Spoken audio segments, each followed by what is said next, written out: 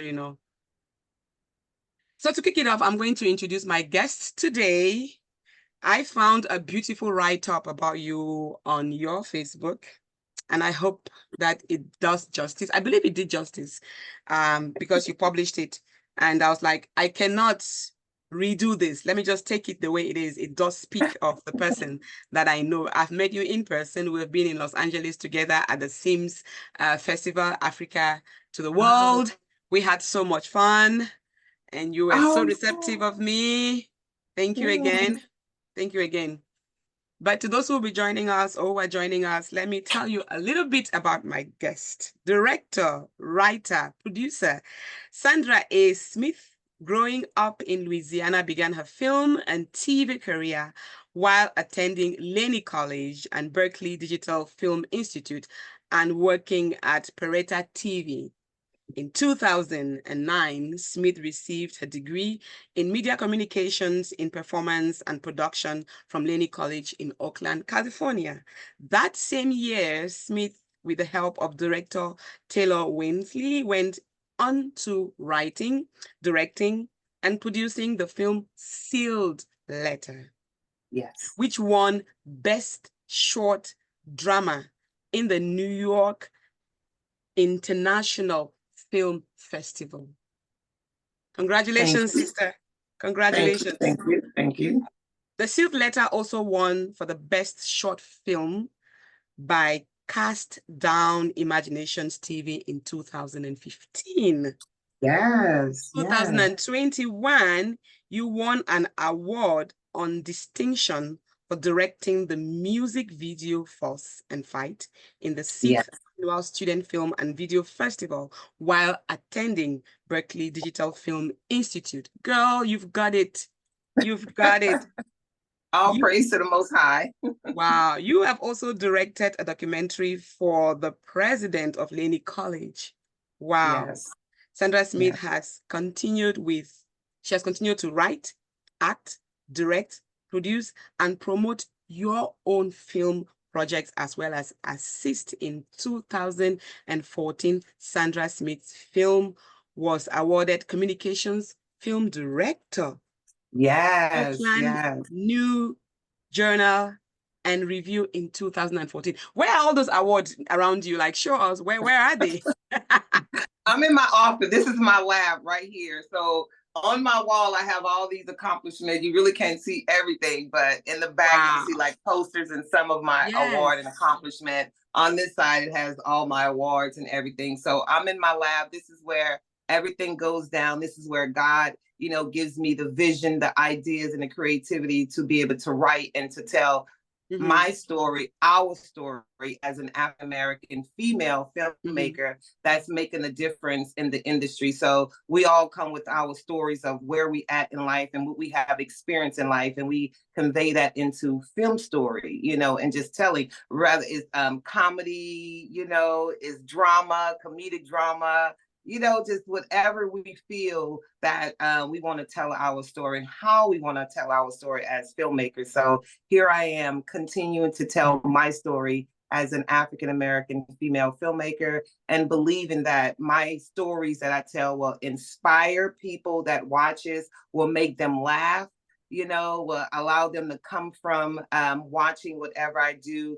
A message is given to them, just them to get inspired. Like even what you do, you want to inspire your audience to step out in faith and do what it is they love to do. We can't bury our gift. And as you can see, you and I are telling our story. You tell it through, your talk show by having amazing people, myself on, to just really tell our story and who we are and the gift that we have that we're sharing with the world. So thank you, Queen. Oh, wow.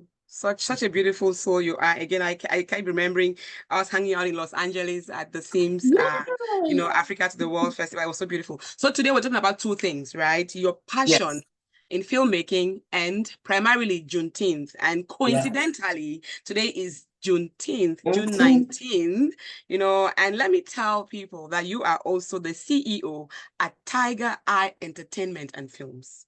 Yes. So proud of you, girl. So proud of you. Thank you. Still growing. Again, we shall delve more into your filmmaking in a minute, but here we are Juneteenth. Let's talk about Juneteenth for a minute. Juneteenth Yeah. is also known as Freedom Day. It is an Yes. annual holiday observed on June 19 in the United States. It commemorates the emancipation of enslaved African Americans and the end of slavery in the country. The name Juneteenth, if you don't know, is a combination of June and the number 19. Yes. How do Yes. you, as an African American, feel about this day? Well, for me, it's a celebration, like you say, is a celebration. Is where African Americans come together and celebrate freedom, the day of our freedom, which slaves didn't even know they were free. At some point in time in Galveston, Texas, the slave owners, of course, they didn't want to give up that free labor. Okay, they were trying to give up those free labor, so they was like trying to keep I the like the way you slaves said in it. darkness. Keep them in darkness, like because the slaves did everything, and the slave owners, they didn't know how to run the plantations. They didn't know how to do any of the work that the slaves were doing because the slave did everything. So for them to give up this free labor, it's like, what are we gonna do? We can't give up our slave, but thanks to General Jordan. Garden Journal, who went there and said, nah, you got the slaves are free, you gotta let them go.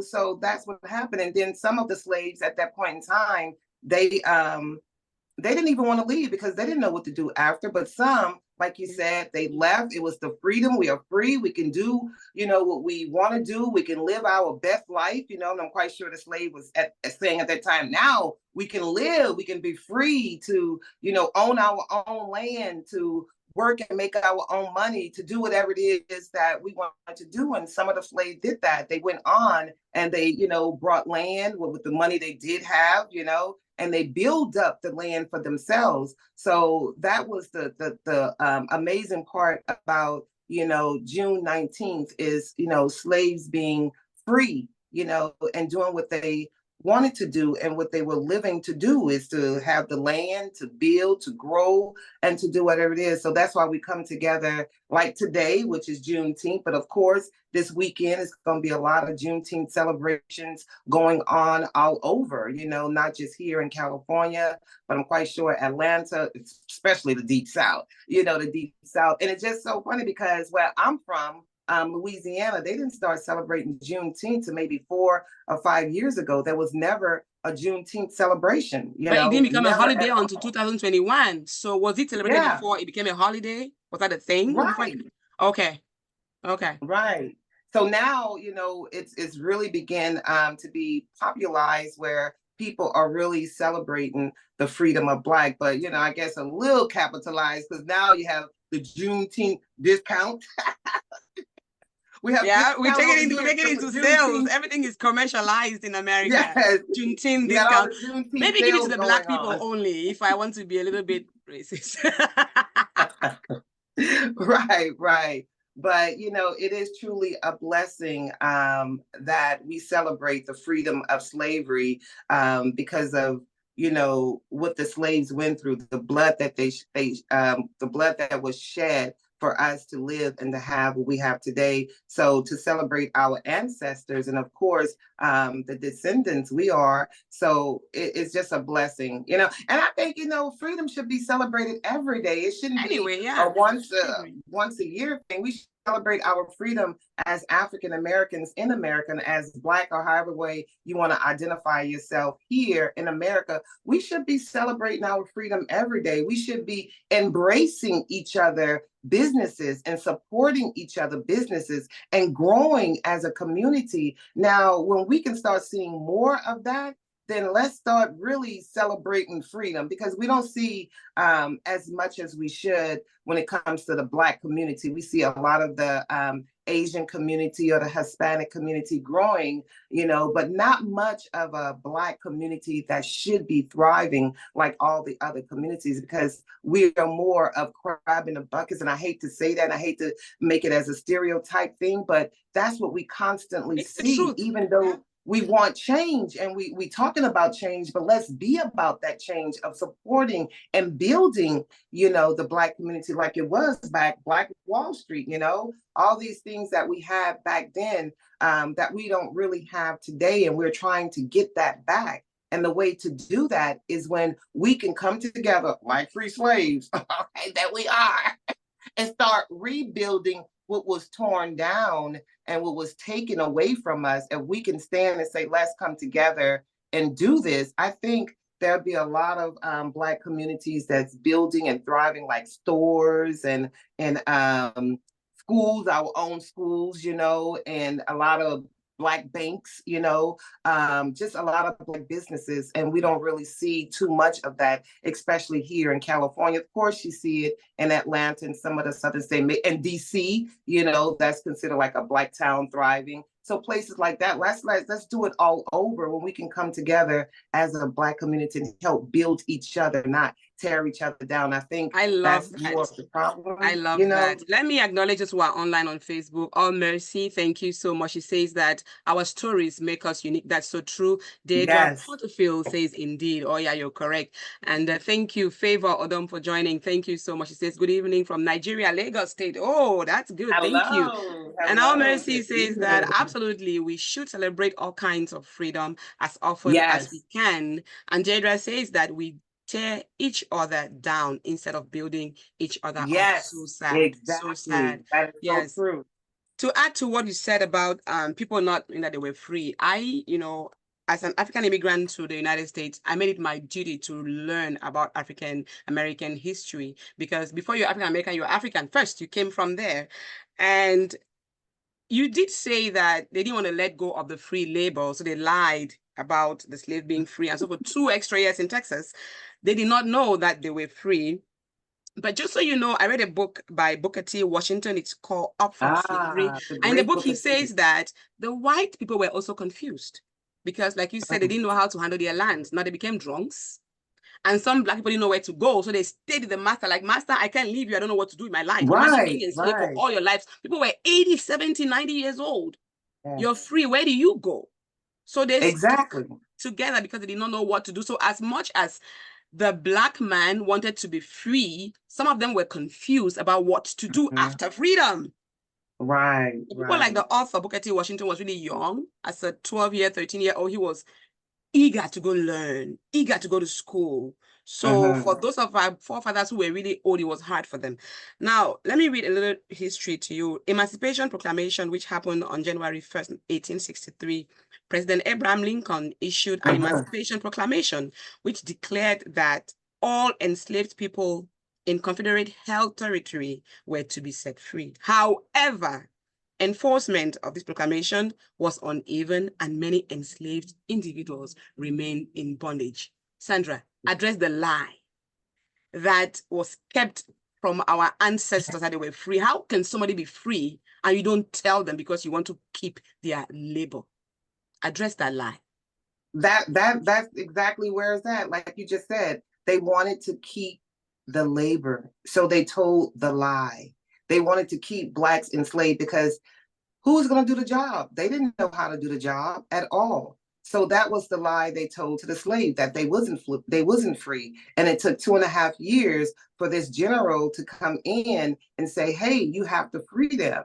You know, so we, like you said, as slaves, we didn't know what to do. Even when we were told we were free, we didn't know what to do. Where do you go? You own nothing. You depend on your master for everything. So so we just stayed where we was at and continued to work. And when they work, they work for food and room and board. They still didn't get paid.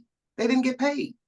Like any labor, anything. That was the payment, was for them to stay there for free and they get food. So it's just free food and labor. That's what it was. Free food and boarding, I want to say. And the labor to them was still free. So that was the lie that kept so many 250,000 slaves enslaved at that time until, General Garner came in and say, you have to free the slaves. Even though they passed the 13th Amendment stating that slaves were free, they still didn't want to acknowledge that. They still didn't want to acknowledge that. But here you have to have these army troops to go into Galveston and say, no, you have to free the slaves. And that's what really happened. So even though we got the message, once again, what do we do? Where do we go? And how do we start life over? Then you have the smart slaves like, hey, we free. Oh, We gotta see you go. later, Let's leave master. these people. We free. I'm about to get up off this plantation. I'm about to go start a new life. I'm about to celebrate this freedom, this newfound freedom that we have, and rebuild and restart, a community that is ours. So the lie was there. But then again, God still freed his people. God still came in and freed his people. Now, let me go to Texas and Juneteenth. Texas was one of the last Confederate states to receive news of the emancipation, like we've just said, due to its isolation and lack of Union troops. It wasn't until June 19, 1865, that Union General Gordon, whom you mentioned, arrived in Galveston, Texas, and announced that all enslaved people were actually free. This event is now Juneteenth. So how do you celebrate, right? And imagine that back then, the slaves were like, oh, we can't work anymore in the plantations. Let me go, master. You can call me to come work for you. But you, fast forward 2024, as, a child, African-American, whose roots are planted in slavery. Your forefathers were enslaved. How do you celebrate this day today in the absence of those who were actually slaves? How do you honor your forefathers today? Yes, in honor of the crop owners, yes, in honor of our ancestors. I say to our ancestors, who, shed the blood and paved the way for us to be here to do what we're doing. For me to be able to be a filmmaker, for me to be able to go and eat where I want to eat or do what I want to do and have the opportunities that African American have today, which they didn't have back then. So we celebrate, myself, I celebrate Juneteenth every day. It's not just because they made this a national holiday. Like I said, we as African Americans, we should celebrate our freedom every day, because even now, they're trying to take that away from African Americans, the freedom, even the schools in the South, in Texas, go back to Texas, they're taking Black history out of the history books. So for our young people today, especially. To learn about Black history is up to the parents, to really teach them, if they know about Black history, to teach their kids, because it's no longer in the school books anymore. And even when I was growing up, it wasn't much about slavery that was taught in the school books. It was slavery, but not as much as we learn on our own today, because everything that was hidden are now being revealed to Black people, things that we didn't even know ourselves about, some of the things that was going on during slavery. And for me, what really opened my eyes to how things were so bad about slavery is when I saw the movie Roots by Alex Haley. When I saw that, and I was like, oh my God, that's what slavery looked like. And that's just a tip of the iceberg, you can imagine, because that's out of his own creation. He wasn't there. He wasn't a slave. Right. I'm reading a book now he that's wasn't about there. Yeah, he wasn't there, but I'm reading a book that's about slave narratives, the folk history of slavery in the United States. There are interviews of actual freed slaves. Right. So that's how he came about book. telling the story. That's Once again, it goes back from, it's being passed out from generation to generation to generation. And then, like you say, you going and doing your own study and research on the depths of slavery. So that's what Alex Haley did. Like you said, he researched and studied as well as learned from what the ancestors had passed down. Then he took all that and compiled it into a story, which became a movie that opened the eyes of Americans, especially Black Americans, to see what slavery really looks like. Because we wasn't taught that much about slavery. We was taught about the heroes and sheroes that paved the way and shed blood and led some of the slaves to, to the North that were freed. So we learned that. But when we went into the depths of slavery, that's when, Alex Haley educated African Americans on what slavery really looked like back then. So for me, now celebrating Juneteenth, like I said, it should be a celebration every day that we as African Americans can get together, love on each other, support what we do, encourage each other, inspire each other to keep moving forward as free Americans in America. Because once again, they're trying to even take that back from us is our freedom. And some places in the South, they were saying that they were going to take away of the 13th Amendment. I'm like, now that's insane.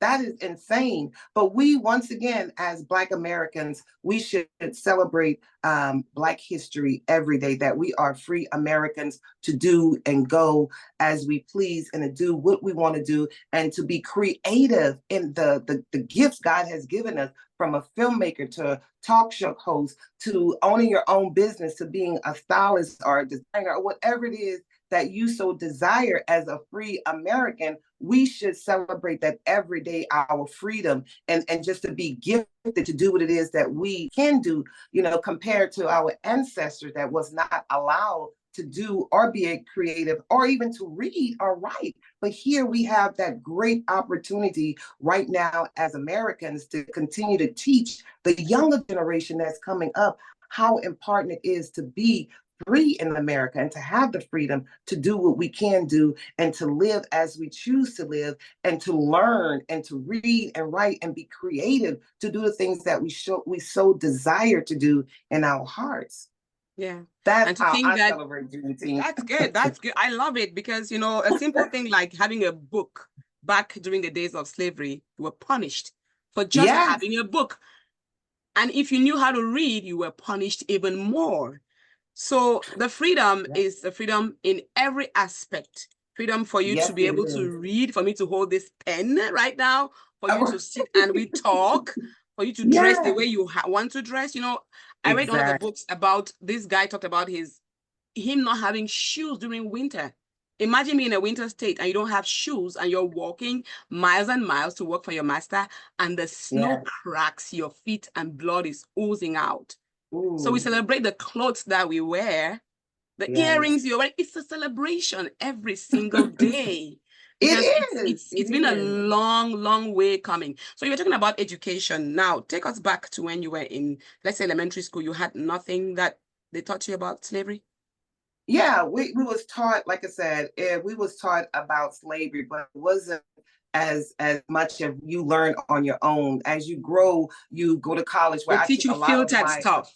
Whatever is filtered. Right. It wasn't the in-depth of slavery, like I said, what Alex Haley showed us in the movie. We was taught a little, to me, I'm gonna just say from my experience in elementary, growing up in the South, we were taught, of course, slavery did exist, and we was taught more of, like I said, our heroes and sheroes of slavery, like Harriet Tubman at that time, how she freed the slave and, a lot of the other, slave heroes and stuff. But not as much as what you learn on your own when you start studying and researching about what slavery was and how it impacts Blacks in America. And of course, how slavery helped build America, because slavery was built on the back of slaves, slavery was built on what the slave owners were doing. And that's like taking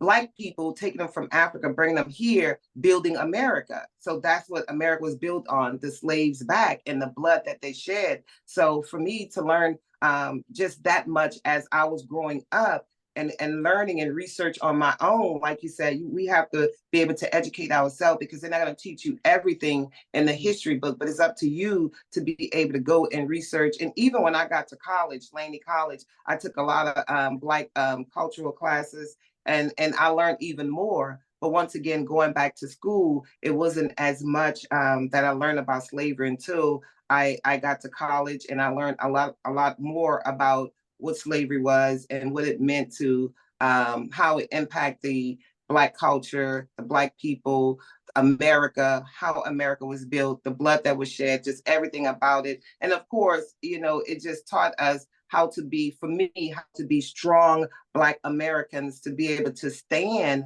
even through the midst of what we go through even today. And even as our ancestors still had to stand and face all the tragedies that they were faced with during that time. And even still here today as Black, we still face a lot of different things that we have to deal with, but we still press through it. We still press through it, and we still do what we have to do to make a life for our families here. So it was a lot that I learned on my own. Let me just say that it was a lot that I learned on my own.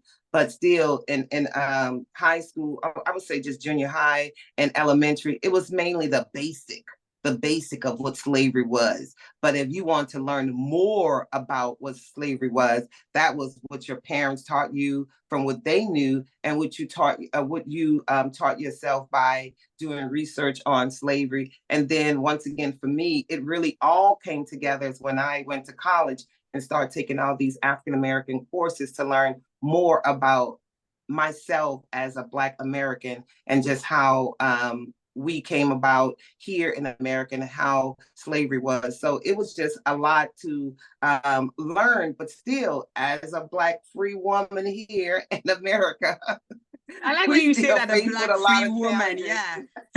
It's still a lot of challenges for us. You know, we are still faced with a lot of challenges, even as a female filmmaker. You know, there's a lot of challenges for us being Black, you know, compared to our white female filmmakers. You know, it's still challenges. You know, we're still fighting for what we feel we deserve as female filmmakers as well. So the struggle continues. The struggle continues. It doesn't stop. We still continue fighting a good fight of faith as Black free African Americans here in Love that. America. Yeah, in America, we're free. Let me go to Facebook and acknowledge those who are commenting here. All Mercy Psychiatry Integrative Care says, even though the proclamation of freedom had been slow and inconsistent, the severe ramifications, we should jubilate the resilience and the new advantages. There is resilience in the African American.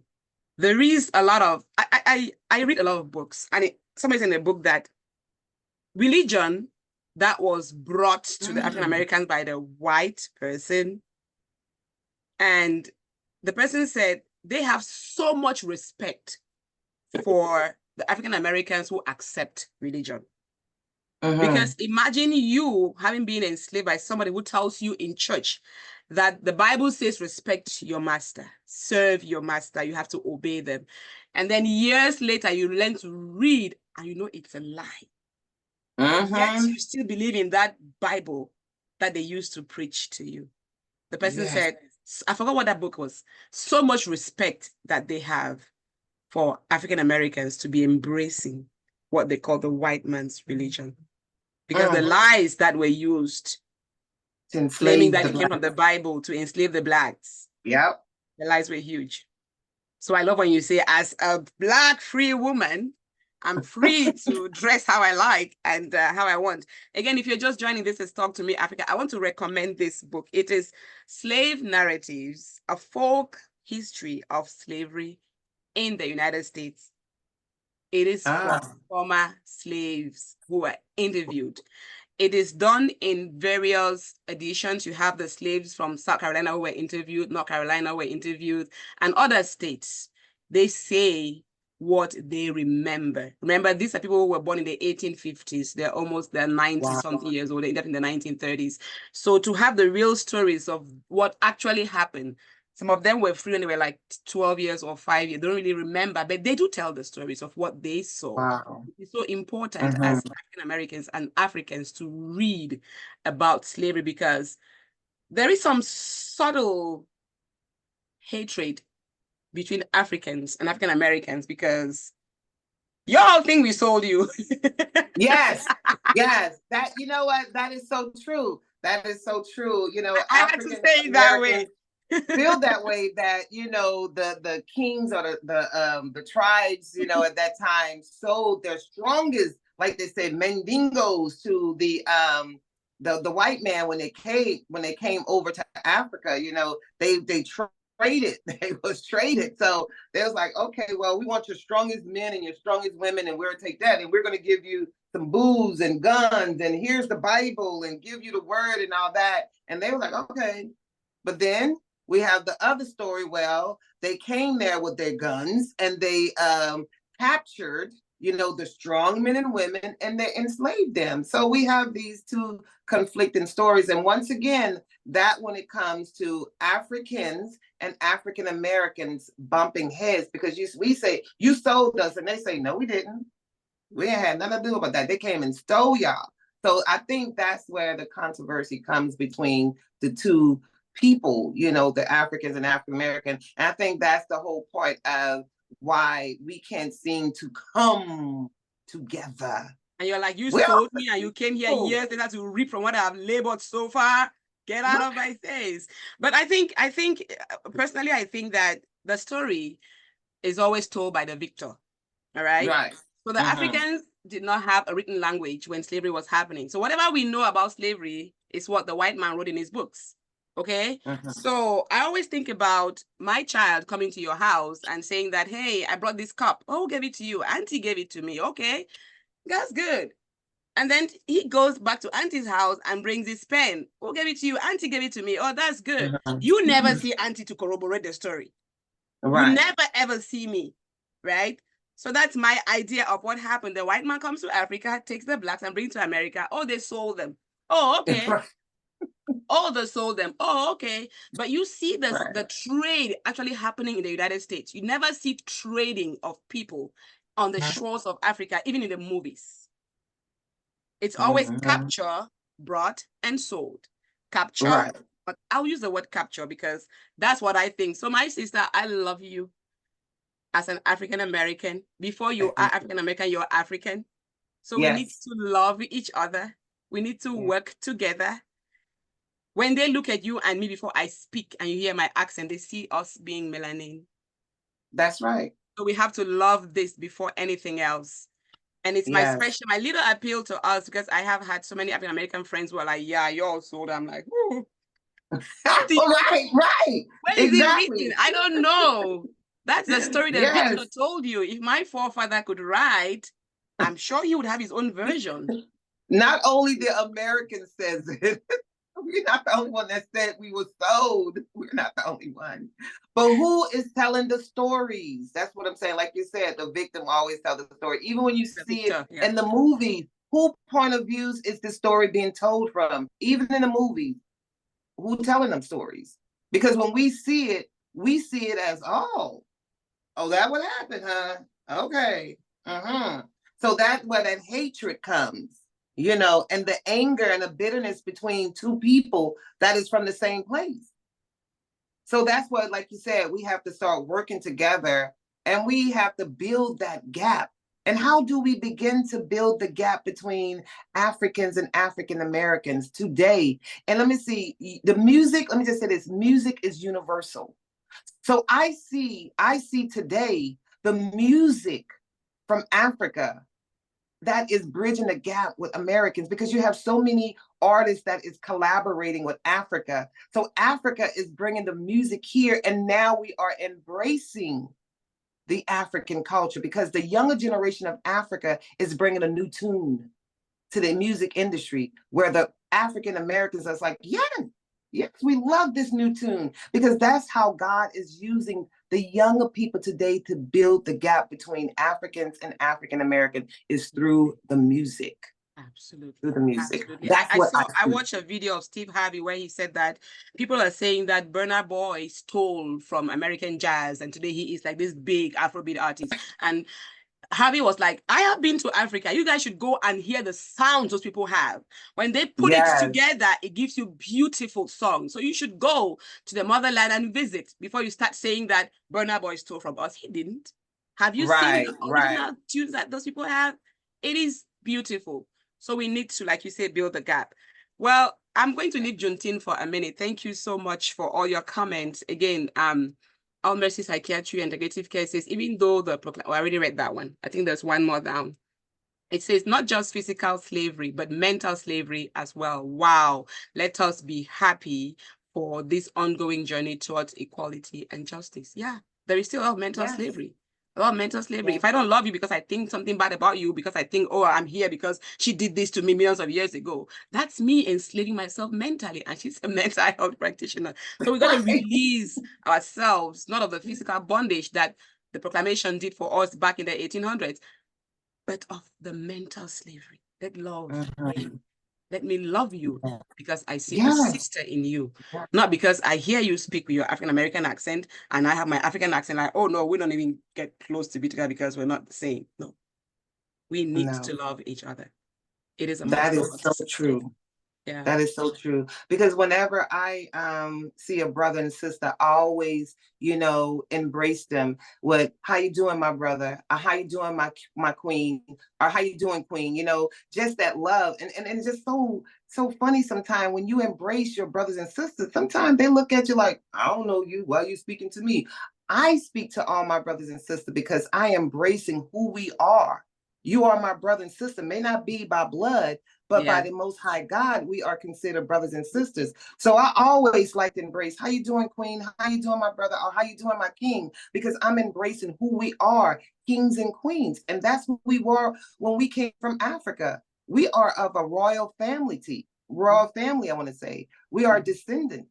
So we are from royalty of Africa. We are from royalty when it comes to the Most High God. So why not embrace each other when we see each other as royal people? "How you doing, my queen? How you doing, my king? Hi, gorgeous. What's up? Hey, beautiful." That's how we should embrace each other, not look at each other like stink face, like, "I don't know you." Well, I'm speaking to you because I know you from my heart. I'm showing love from the heart. So I know what you give is what you give out. If you give that love, love comes back to you. If you give kindness, all of that comes back to you. So I always try to embrace my brothers and sisters when I see them. And I do, Queen Marbella. I know you do, yes. And Tedra says, absolutely, Sandra. And she also says, love your African voice. Oh, thank you so much.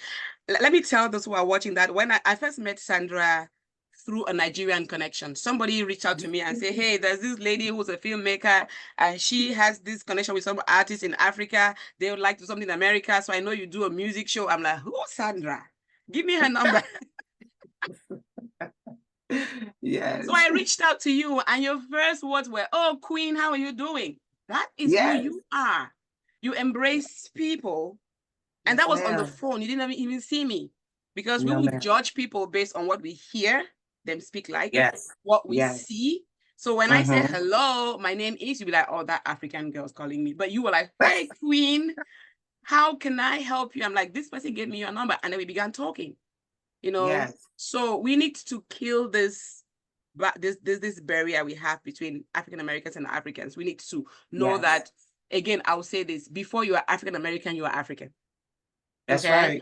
So I recommend that we work together. We love each other because we can only go forward. Because when we talk about race, when you fill your forms, when you go to any job, they don't say Africans, African American. They put it together, African or African American or Black. Yes, exactly. We're all in one group, in one bucket. Yes. So we have to work together because the world has put us all in one bucket. That's right. We have to. Right. All right. Marvin says, Bob Marley said in one of his hit songs, and I quote, "Emancipate yourself from mental slavery." I now resonate with that legend.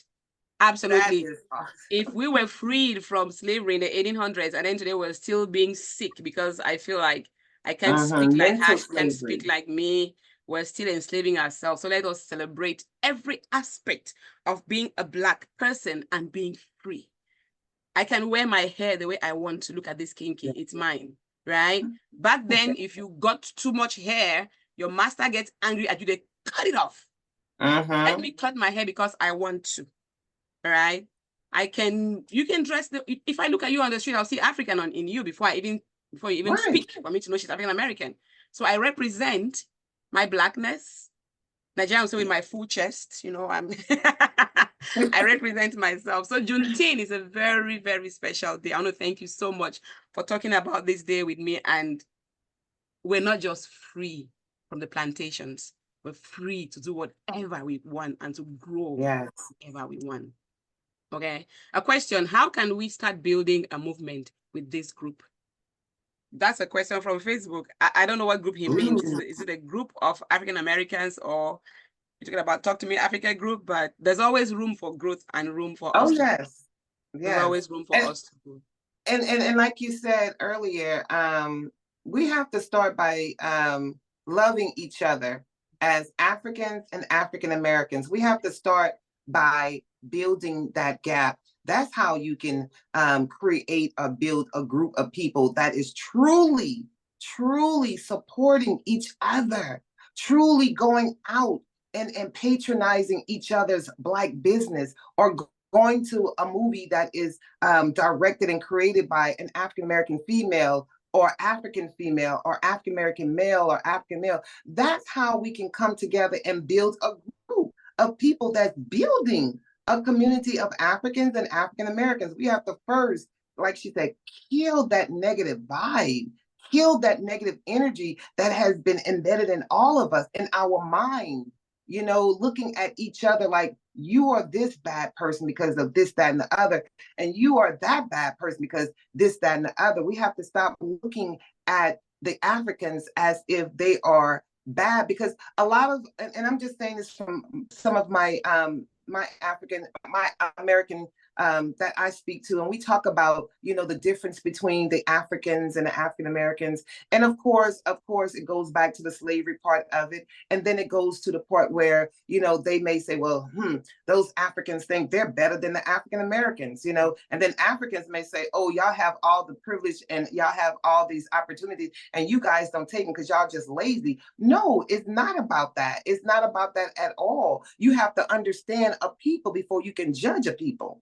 You know, you can't judge African American because of what they have told you about us, and we can't judge Africans about what we have heard about them. First, let's get to know a people. And yes, like, oh, they the Africans, they how they say it, they run these different scams and they do 419, like this they and say they in do that. Nigeria. Yeah, you know, right. But if Yeah. you look at it, scams are Opportunity being run husbands to get everywhere. papers.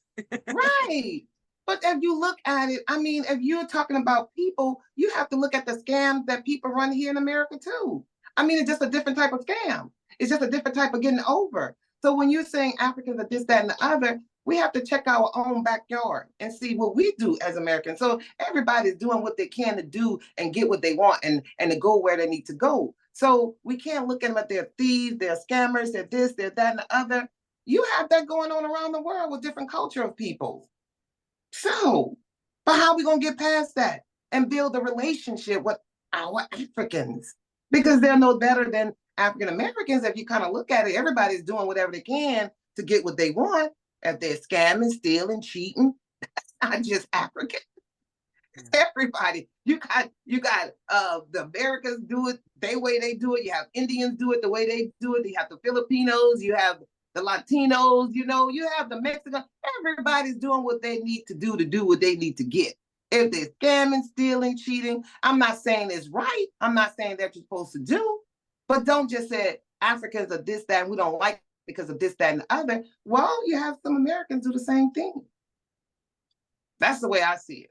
I agree with you. You said it so well. You have to know a people before you judge a people. Right. And what Melvin was saying about getting together to talk, he talks about this program that I'm hosting today. We should always have a frequent meeting and discussions around this. I agree. We can use this platform as a way for us to grow each other and to support each other. I have Mercy, who is owner of All Mercy Psychiatry and Integrative Care on the show right now, listening or watching as well and commenting. She owns a psychiatry business, right?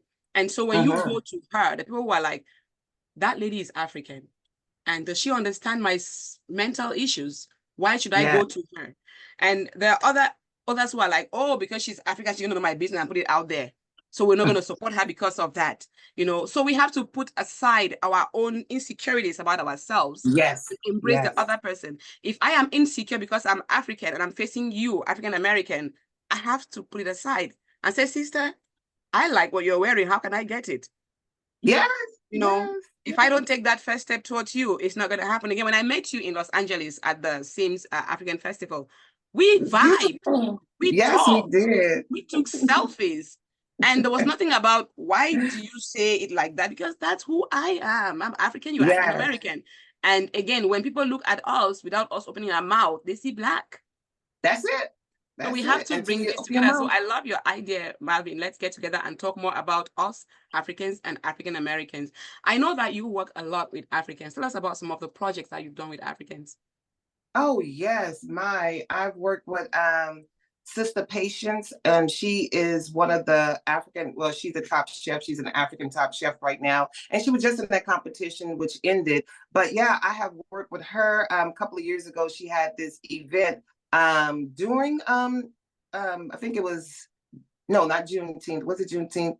Or I think it was during the African, not African, Black History Month, but it's either Juneteenth or Black History Month. She gave this event at San Jose State, and it was a beautiful event. And that was a way of this African sister building a gap between the Africans and African Americans. She allowed, well, actually, I hosted the event along with brother Andre Ward, who has T25 Entertainment, and we hosted an event for her. I also showed my short film, The Educated Slave Minister, which talks about Nat Turner, who was a slave that was inspired by God to lead the slaves out of slavery. But of course, he led the bloody massacre that, you know, killed a lot of the slave owners. But I'm quite sure some people knows the story about Nat Turner. He was one of my heroes. I love Nat Turner for the simple fact he spoke to God. That's what I loved about him. He spoke to God. I love to talk to God as well.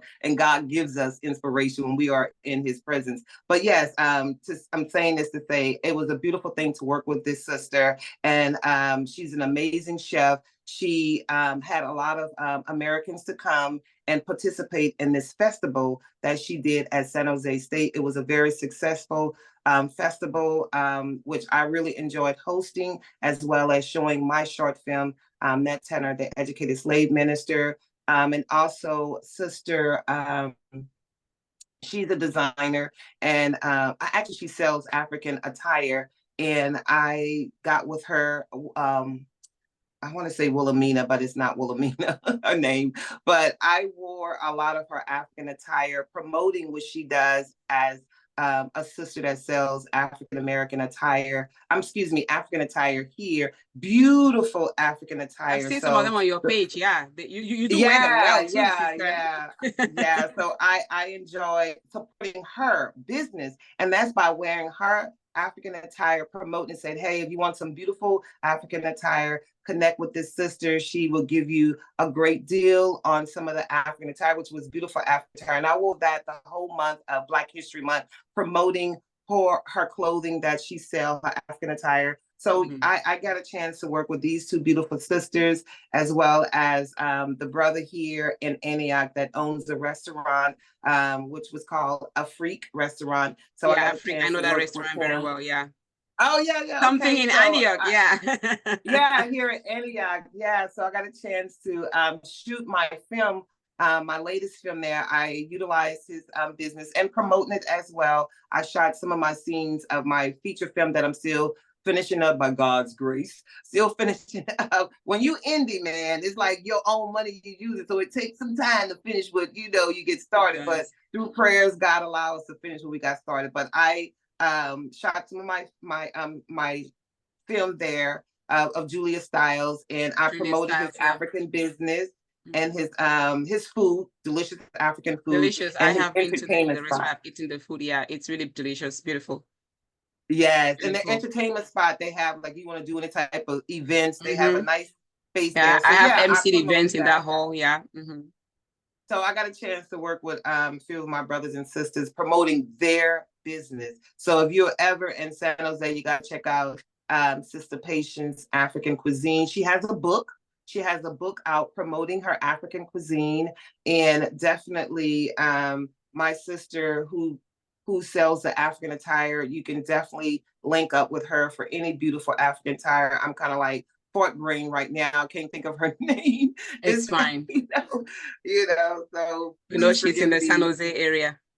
Yeah. Yeah, I'm gonna remember her name before it's over. When the show is over, like, oh yeah, that was her name. I love how you own your beauty too. You keep going back to your brush. Like, I gotta look a little bit better because I'm a freed woman right now. I gotta do something. Sometimes when I'm live doing my show, I just, You know, I I'd know. be like, I oh. watch you online, and you do that a lot. This is what I know freedom people is, like, why she okay? does that? This is what Because you know, Juneteenth is. A lot of the we free. slaves back I'm in free the to do day would whatever I have, want. yeah, you can do whatever you want.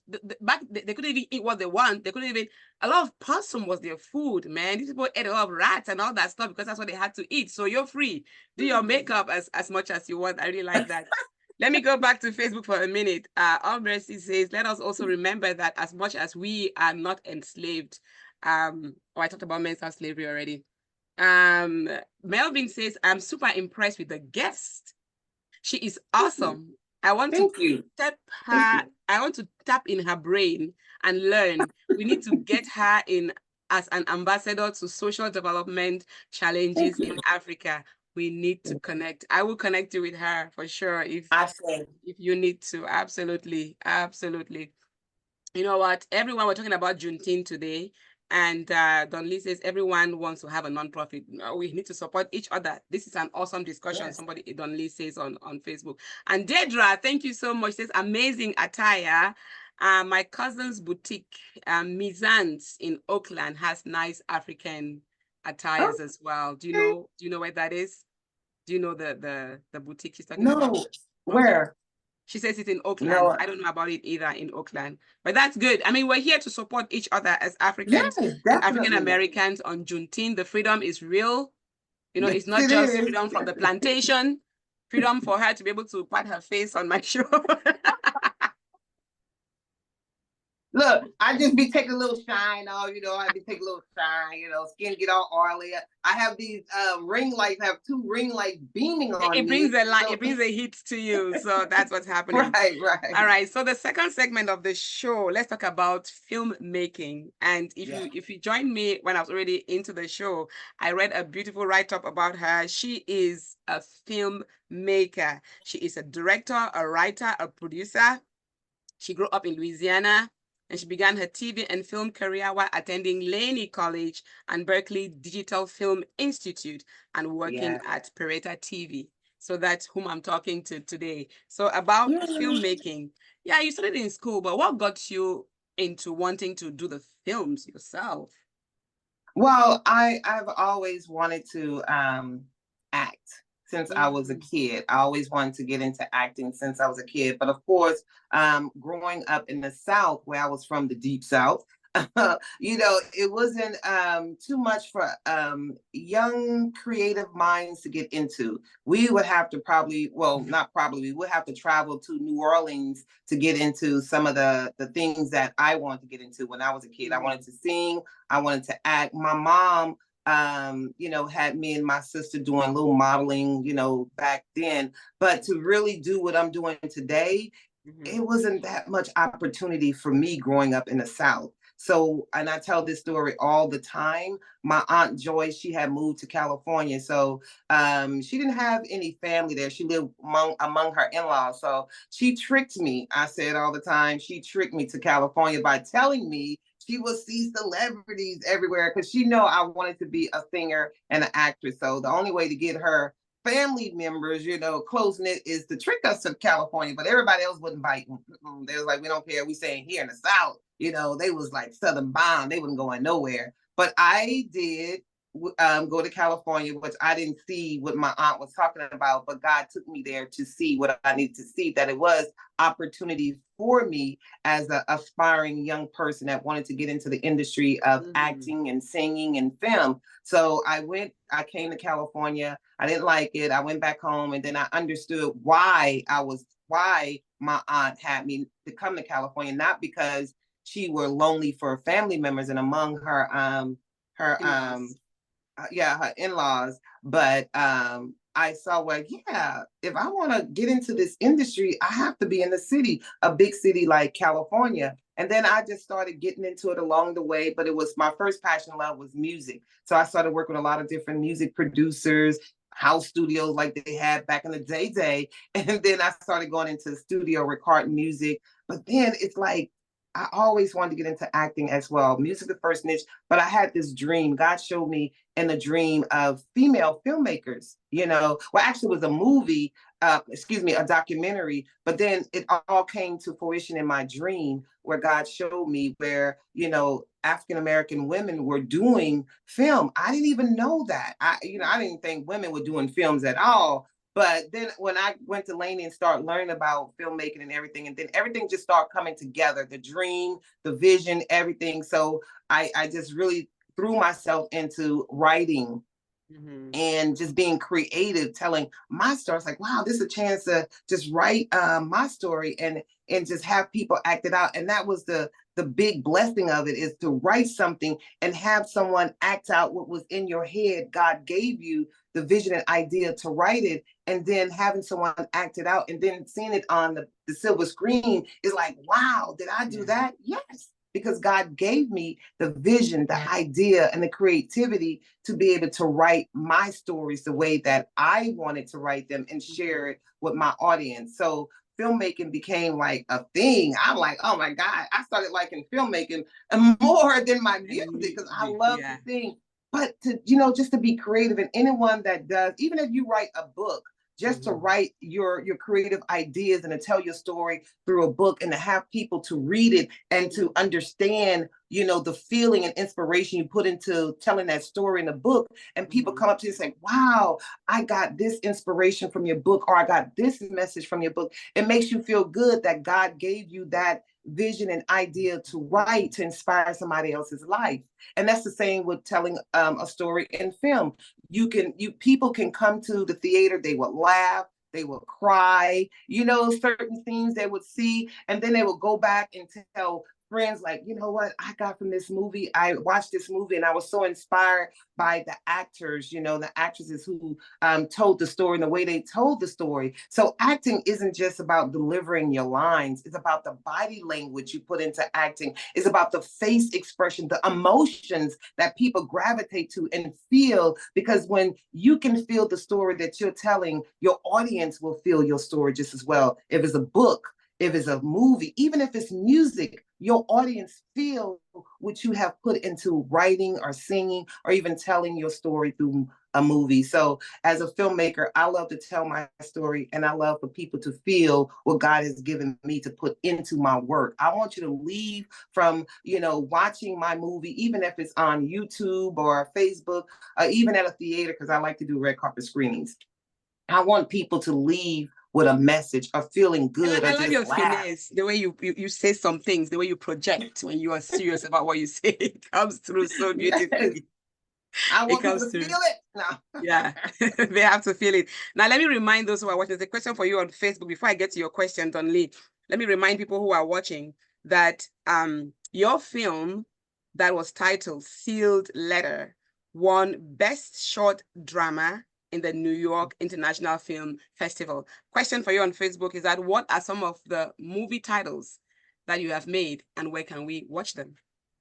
Yes, my first award-winning film was The Sealed Letter, and I won numerous awards, which I did that for Peralta TV, and this was just a student project. It's like, okay, I did my internship there. Okay, well, now you have to produce a short film for the network, which showed the whole month. Well, I would say the whole summer on Peralta TV. So I said, okay, I want to do something on the miseducation of African American males. So of course I did my research to Say see, that again.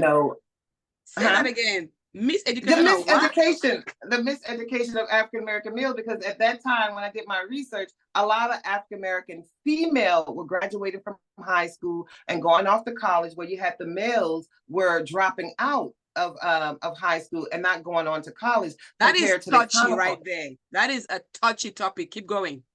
Yes, yes. So, and compare even to, the Caucasian students or the Latino students or the Asian students, we're seeing the decline of African Americans graduating, which that have changed now. It have changed, but when I did my research, it was that, significant that was going on. So I wanted to bring that to the forefront. I wanted to just shine a light on that. But we still, in the movie, is still a African American male that say, you know what, I'm not gonna submit myself to the streets of drug, of mischief, or gangbang. I'm not going to do that. I'm going to keep moving forward and get my education. So that's just a little nugget that I wanted to share. Even though you come from this background or that background, you can still, graduate and fulfill passion and dream at whatever you want to be. But that was my award-winning film. And like I said, it was a student project, but God made it bigger than a student project, because I went on after doing that to travel to all these different schools and colleges showing the film, because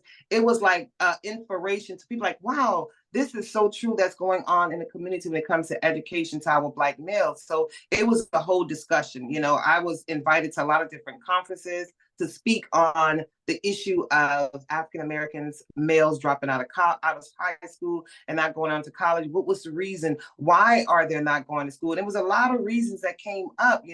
Who were teaching them?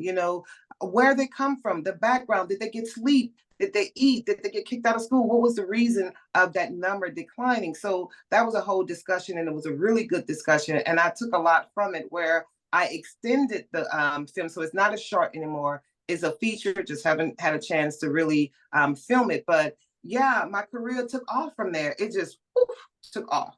It really took off. And that was because God had so much more in me, so many more stories to tell. And I just continue telling the stories the way God gave them to me. But it's been a blessing. I've won so many awards on that particular film. So your auntie did not really trick you. She tricked you with God's purpose in mind. Like you had to be in California.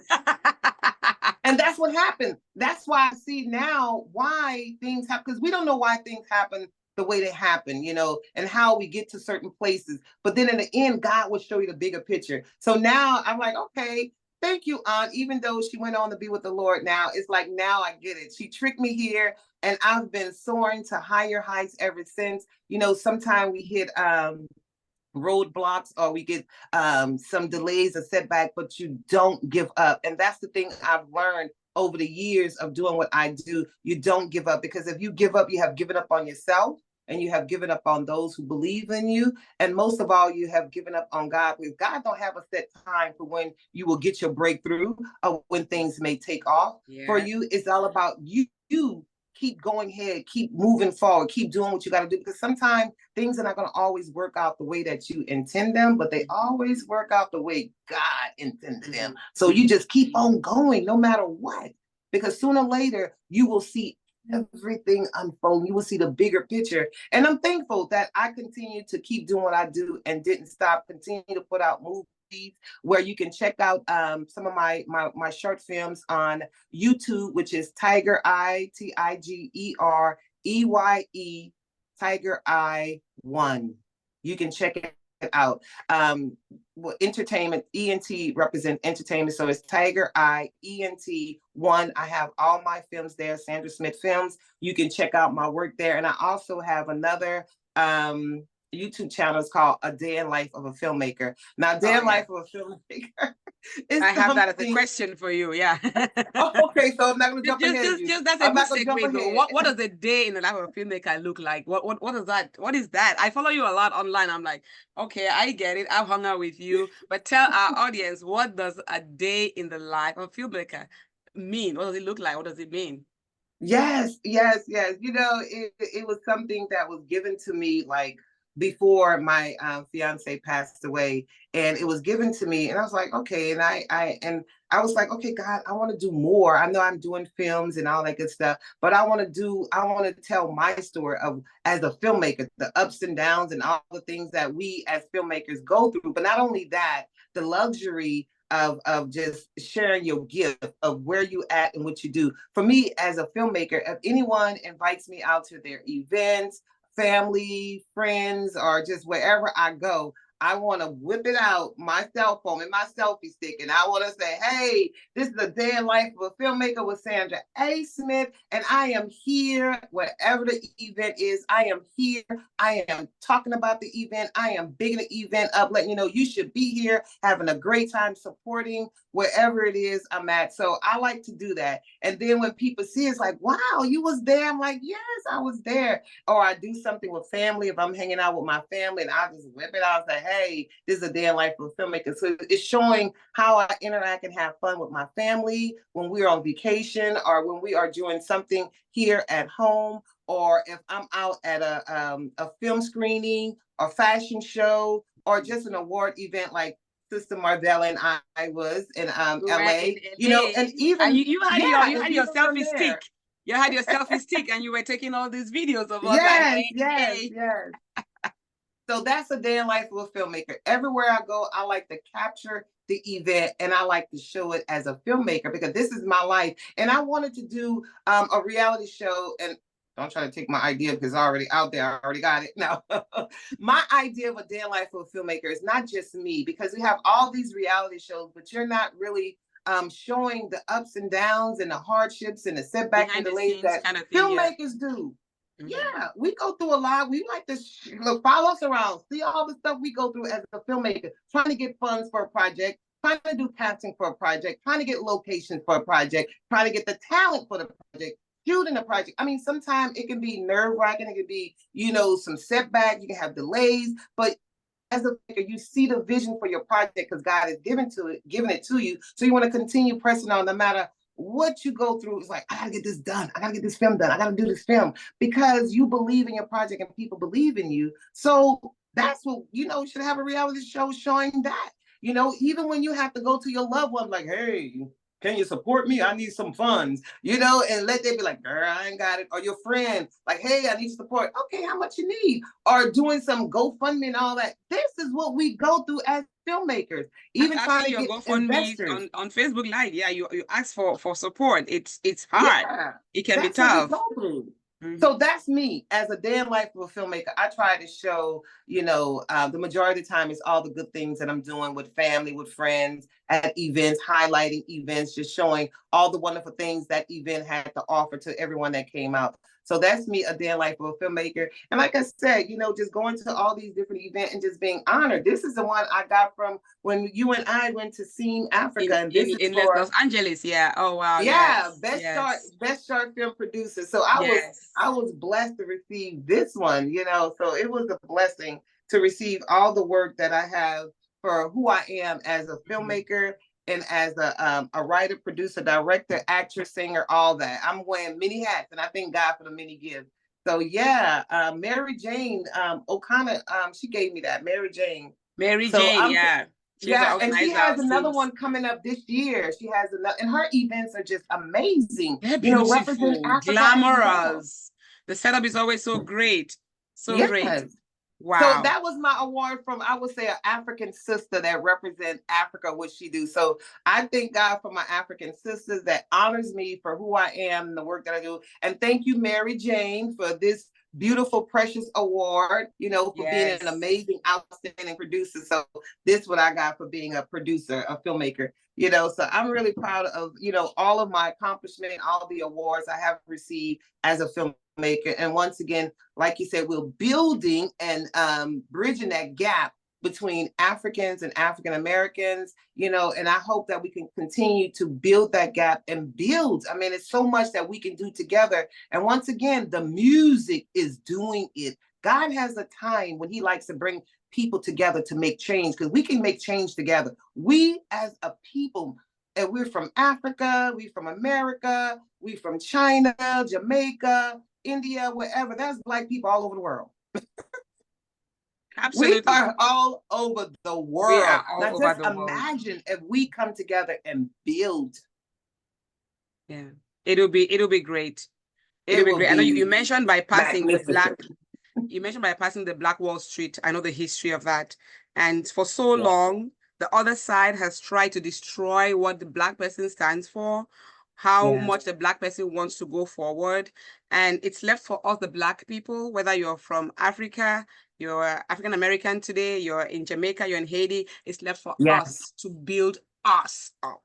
There you go. Amen. That is such a powerful statement you just made. Doesn't matter where we're from. It's for us to build us. But we first have to get out our head of the negative stereotype that we see about each other. We have to get out of our head and go into the heart. Go into your heart, because that's where the love comes from. That's where the community of sharing, caring, and coming together, building, because God looks at a man's heart. The issues of life comes up out of your heart. If you are a person that has hatred, hatred comes out of that heart. If you have love, love come out of that heart. If you have the community of building and sharing, all of it comes from your heart. So if you have a heart of gold and pureness to be able to reach out and say, yo, let's build this. Let's come together without the ego and the negative energy and the negative spirit and want to be in control and take over, but come as equal. I'm bringing this, you bringing your gift, I'm bringing my gift, you bringing that gift. Let's bring our gift together as a culture of people and build and watch what God does. God just waiting for us to get it together here. He's waiting for us to get it together. When we can get it together, he will come in the midst and start building. But if we don't see what God has for us as a culture of people, we will continue being lost and we will continue being behind. But we need to come to the forefront. Despite being free. Yes. There you have it, Queen. Stop. We're enslaved here now. We got to get out of this slavery right here. I love having you on the show today.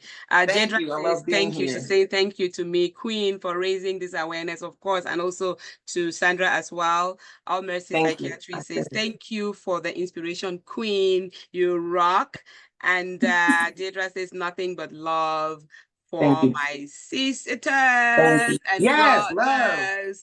Love. So stop the hate. Stop saying those African Americans. Stop saying those Africans. Juneteenth is celebrated not just by African Americans. I am celebrating, all right? But my ancestors were not enslaved. But I am Black, and I am happy to be here because some people work so hard for me to come here, not on a ship like they did, not on a boat like they did, but on a plane. Amen. So, come on now. Thank you. Thank you so much for being. Changed. Yes. Thank you for being on Talk to Me Africa today. One thing I forgot to tell you, which I tell my guests, is always bring an African proverb to share, or a proverb to share. You're so smart. I know something will come up right now for you to tell us. If you have a proverb to share with us today, I'm really sorry I didn't tell you ahead of time. Do you have any proverb you want to share with us? The only thing I would like to share is for you guys to go to my YouTube channel, like I said, Tiger Eye ENT1, and check out my work as a female filmmaker. And please share. And the day in life of a filmmaker, that's my YouTube channel.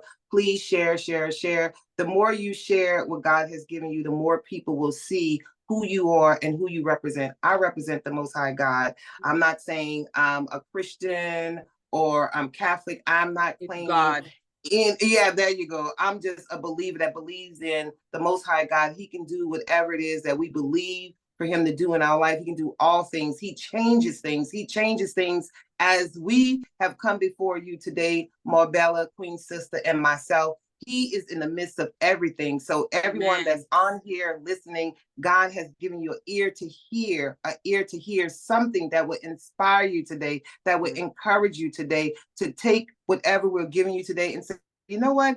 I'm going to go and embrace a sister today. I'm going to embrace a brother today. I'm going to say, how you doing, my brother? How you doing, Queen Sister? I'm going to go and patronize this Black business. I'm going to go to my community and think of an idea of how we can change things, how we can build a community, how we can educate our young people to know more about their Black history and some of these heroes and sheroes who have shedded blood for us, how we can build the gap between Africans and African Americans. That's what we're praying and hoping today. My Queen Sister Marbella and myself as an African American and her as an African sister that's here in America, we are coming together to say, hey, we can do this if we get away from the stereotype and what they have told us about each other. Let's stop.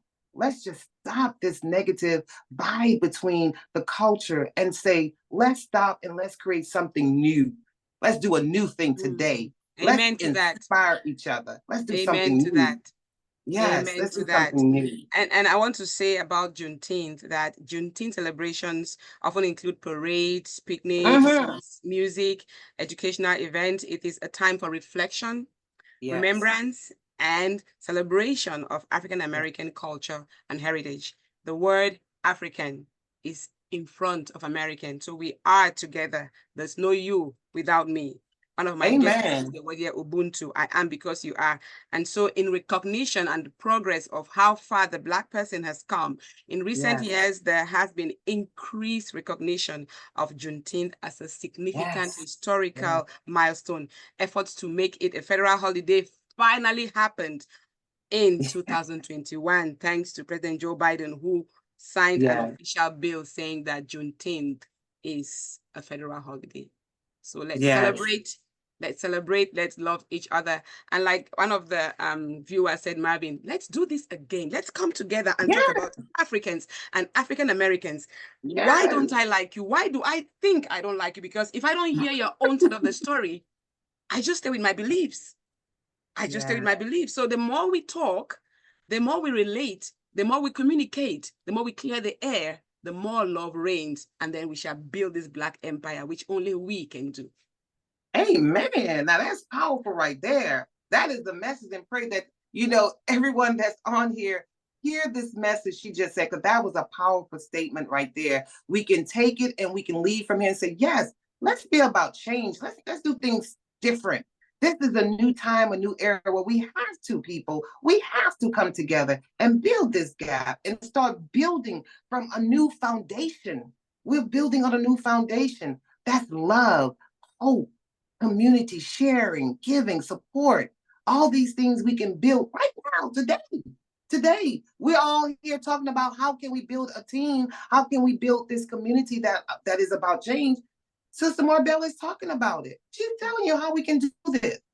And we just can't leave from here and just say, okay, good message, heard you, loved it, but let's be about the change now. That's like you go to church and you hear the word of God, but then you don't go do the word of God. You're a listener, but not a doer. So we have to be still here when we come together. Like you said, this is a community. This is a platform where she's sharing Juneteenth, what it represents and what it means to us as Black people here in America. So now that we know, and now that we say, well, let's come together and make some new changes, let's do things new. Let's really support, not just talk about supporting each other or coming together and building gaps, but doing it. Because don't look at a culture of people say they this, that, and that, and judge them. Because if you are judging, you shall be judged. So you judging a group of people, people are going to judge you. Let's forget about all that. And let's say, let's come together. We know about the stigma and all that. Well, let's do something new. Let's change the way people see each other as Africans and African American. Let's change the way they see that. And let's do things different. Let's just clear the air. Let's just clear the air. Let's clear the air. Let's clear the air. The Grammys now have Afrobeat as a category in the awards. That's the Grammys in America embracing Africa. We can do it. Music is bringing us together. Music is bringing us together. So we shall come back on Talk to Me Africa as Africans and African Americans. And like you say, clear the air. Clear the air. Thank you, sister. Thank you so much. Thank you. And happy Juneteenth and happy freedom. Yes. Let freedom reign. Let freedom reign, says Dr. Martin Luther King. We're going to continue letting freedoms reign in our hearts. Get out your head. Let it reign from your heart. Being able to give to each other, even if you don't have anything physically to give, but give your heart of love, because love covers a multitude of hatred, sin, and all that negative energy. If you show love, it comes back to you. So let's start showing love to each other today. Love, L-O-V-E, love. Let's love on each other. When we see each other, let's embrace each other. How you doing, my brother? How you doing, my sister? Hey, queen, you look beautiful. Because sometimes people may not feel that way, but just a kind word will shift the atmosphere of that person's day. Just a kind word. So we can be kind and loving to each other, then we can see a change. We can see that change. Preach, sister. Thank you. We'll definitely do this again. Thank you for all those who stay on Facebook and for all your questions and your comments. And thank you. Deidre, I love you. Don Lee, All Mercy, Marvin. Thank you, everyone. Thank you. Thank you so much. Award-winning filmmaker, Sandra Smith. Thank you so much for having me. Thank you. I appreciate you, Queen. You keep doing what you do. You are an instrument to building the gap. God is using you as an instrument now. You are building that gap. And I appreciate you. I love you. And thank you so much for allowing me to have the opportunity to come on your platform to share who I am as a filmmaker and to share the love of God to your viewers. Mwah. Love you all. Love you. Bye. Bye-bye.